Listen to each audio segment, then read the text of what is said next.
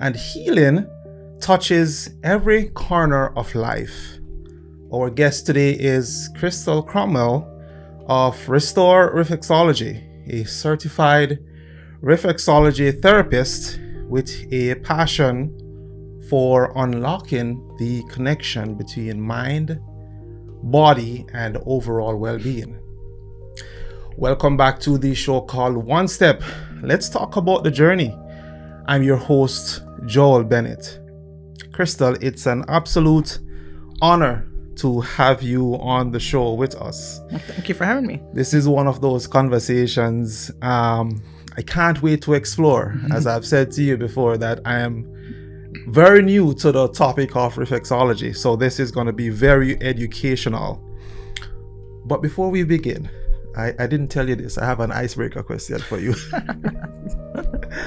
No, Chrystal, before we dive into the fascinating world of reflexology, can you share the first moment of your experience that made you realize the incredible connection between the mind, the body, and overall well-being? I guess this will probably tie it into the topic of reflexology.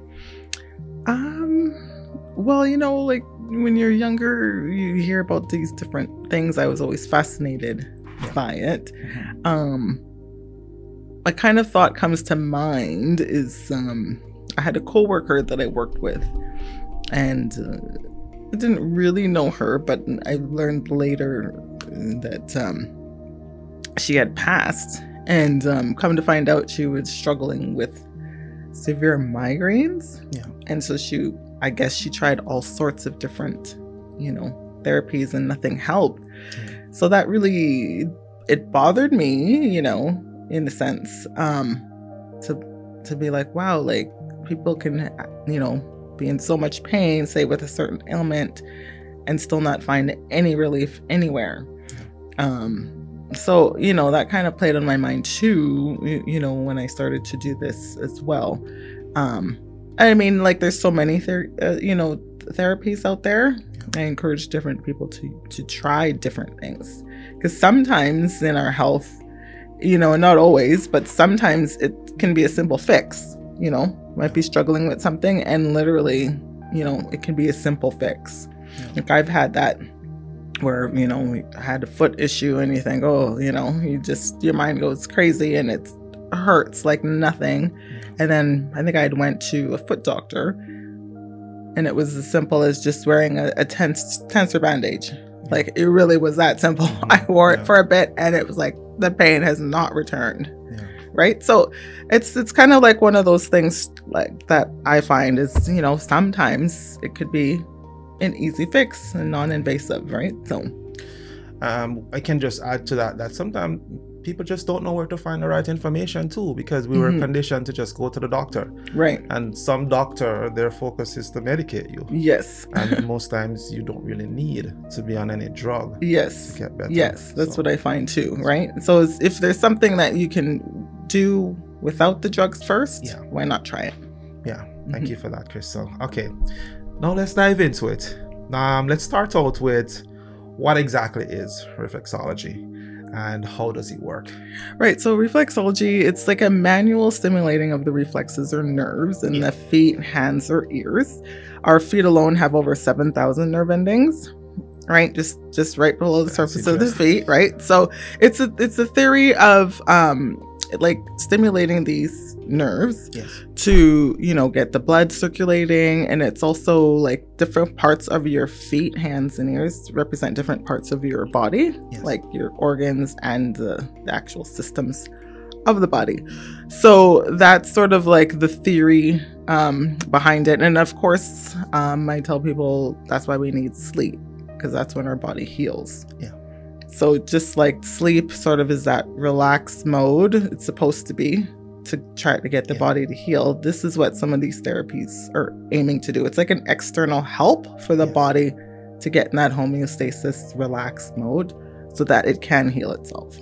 So it's just one of those, it's one of those complementary practices. When I started to do a little bit of research after meeting you, of course, And I found out that, and I don't want to get ahead of myself, I just want to throw this in so I can get our audience a little bit excited. The feet has different nerve ending that is correlated to different organs in the body itself. Yes, that's the theory. Yes. Guys, you stay tuned. We're getting into it. Now, there are many therapeutical practices out there. What makes reflexology unique? Well, it's dealing with a smaller part of the body, for one. Yeah. Particularly the feet is the most common, and more people are more aware of the feet, even though there's hands and ears. And that's our feet. We don't really like bother with our feet, right?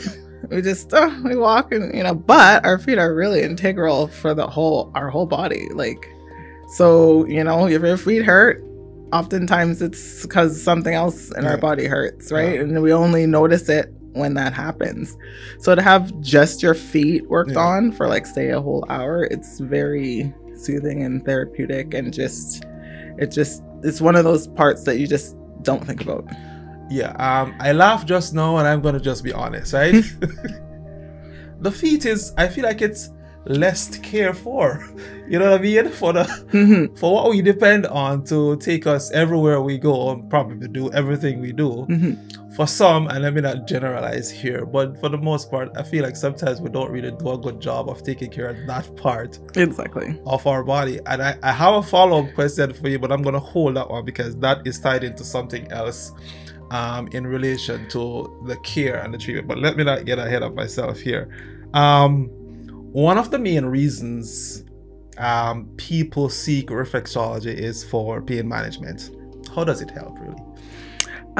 So pain, it could be as simple as like refocusing your time, even for that space that you're in the room, relaxed, dealing with a different part of your body that isn't hurting or in pain. That's like a simple way to look at it. Is almost like a distraction, but it also it gets the circulation going and those nerves going, right, to rebalance the body, right? So, and then of course pain, like what I find too, like stress can cause a lot of issues, like quite a few health issues. So to really get the actual body to relax is super important. I've told some of my clients, you can want your body and your mind to relax, you can tell it so, but sometimes it just doesn't. So sometimes you need an external something to calm your body. I mean, I guess some people, use a variety of things, like say drugs, but this is sort of a drugless way to try to get that to happen. And I mean, to be straight with you, medication is my last go-to. I don't like taking pills that were designed in a lab for this or that. I'm not saying that it's not necessary at times. Correct. Because it is. Right. But it should be, just like you mentioned, it should be our last resort. Yeah, if at all possible. If it's possible, that is. Because I know that for some it might not be. Exactly. And you just pivoted onto a point that I'm getting into. Mental well-being. How does reflexology address stress and anxiety? I think you started on that just now. Right. Yeah. And again, the stress, sometimes we don't even realize that we're stressed, but that adrenal gland, fight or flight mode, it's activated sometimes whether we realize it or not. So when you are in a therapy like this, once you're in it and say, I'm working on your feet, sometimes that adrenal gland, people will react to it. So that means it's a little bit unbalanced, right? So I think oftentimes we don't realize how stressed we are. So when you're doing a therapy like this and its main purpose is to calm the body, right? So that's the whole purpose of it, is really just to calm the body, because like it says, oftentimes we don't realize, but when we're stressed, it's harder to heal, right? So we need to get that body to get balanced so that it can heal itself. This is off track, but from your experience with interacting with your clients, what are some of the signs that people identify or point at when they're highly stressed? Physical signs, if possible. Can you share any of that with us? Yeah, now that I'm thinking of it, I don't know if there's like a specific sign, to be honest. Because some people might come in and maybe they don't feel stressed, like I said, right? But then start working on their feet, and this point hurts, that point hurts, say the adrenal gland, which is one of the sort of major indicators. And then, or once they're done, if they feel really relaxed and they realize how unrelaxed they were at the beginning. So I don't know. That is a hard question to like answer, because I think it's different for everybody. People manifest it in different ways, to be honest, in the body in general. So okay, well said. It's a big thing, because it's, just like they would say that hypertension is one of the silent killers when it comes to heart issues. I touched on that because I know that stress in and of itself is a major factor in our day-to-day life, and having the ability to identify when we're in that zone is absolutely important in this day and age. And I guess that's one of the reasons why I wanted to kind of point or poke at that just a little bit, identifying the symptoms. Now, I know sleep and digestion are also common issues for all. How does reflexology help with these issues? Yeah, so again, it's when you're working the feet or the hands, you're working the whole body. So of course we're going to touch on those reflexes. Oftentimes reflexology does seem to help people. Like they'll say they have a really good night's sleep. Digestion, sometimes it even happens in the session. I'm working on their feet and their stomach will, growl and start working. That happens. Wow. Yeah, or they'll need to go to the washroom, which tells me, something's stirred up. Right after. Wow. Oh yeah. Or even during, you can, Oh my God. So imagine I'm gassy and I'm there having my... Yeah, it happens. No, it does. Just saying. Just saying. I guess. No, but that's good. It's a good indicator, right? I don't want people to feel embarrassed or anything, because that means something's getting turned up, which is good. I'm just amazed by this, man. Okay. Now, could you share some of your success stories or transformations you've witnessed with reflexology? Sure. Yeah. Like a few come to mind. One client had come in and, was just asking the questions that sometimes they'll ask at the beginning, any ailments, issues. This particular lady had her neck hurt, and so I'm like, okay, well, I'm just going to work on your feet. And of course, there's the neck zone on your feet. And by the end of it, she was like, her neck pain was gone. And I was just working on her feet. So this sort of kind of shows the correlation of that. Another lady had been backed up, in her digestion issues for days, like wasn't able to go to the washroom. And after we were done, she's like, oh, she got cleared. Yeah. It was that, it worked that well. And then another lady, just for physical feet issues, she had sore feet, and she came a few times, and like when she would come, like the soreness would last like longer. So it can even help for physically sore feet. It all depends, right? Because it could be just your feet are physically sore, or there's sore points on there correlating to the different parts of the body. So it's a wide range, right? And everyone's body's different, so they might react different. So power on. Okay. How often? Let's use a hypothetical here. I have a challenge with stress, bringing my stress level down. How often should I have this therapy done to bring that to maintain? Yeah. I mean, that's a good question. It depends. Like I was working with a client recently that had a lot of issues. And so we did one every 3 or 4 days for like 6 sessions, and it was a good outcome. So it kind of depends on what you're already incorporating in your life. If you have, say, if you go for massages or something else, they even for massages like once a month, is sort of a good maintenance thing. And I think that would be a good, start, depending on what the issue is. If you're dealing with a specific issue, then you might want to do a few like in succession just to try to see if that can be alleviated and then stretch it out. But definitely often enough, like once a month, I think would be minimum. And am I covered with my health benefits? I don't even know. Is this something that is covered under our health insurance? Right now, it's starting to be covered under some people's plans. As far as direct billing, it's not covered for direct billing as yet, but the associations are working on that. But if you have like a healthcare spending account or a wellness account, oftentimes it is, because the certified reflexologist still has like an association number and is still part of an association for those purposes. So all therapy is not covered, that wouldn't cover under therapy? No, it's like it's the insurance type of issue in a sense. I think it has something to do with, of course, the popularity of it. How many people find benefit of it. But there's at least two insurances that cover it so far. But again, under your healthcare spending account, oftentimes it can be. Okay. All right. Thank you for that. What are some of the common myths about reflexology you'd like to debunk?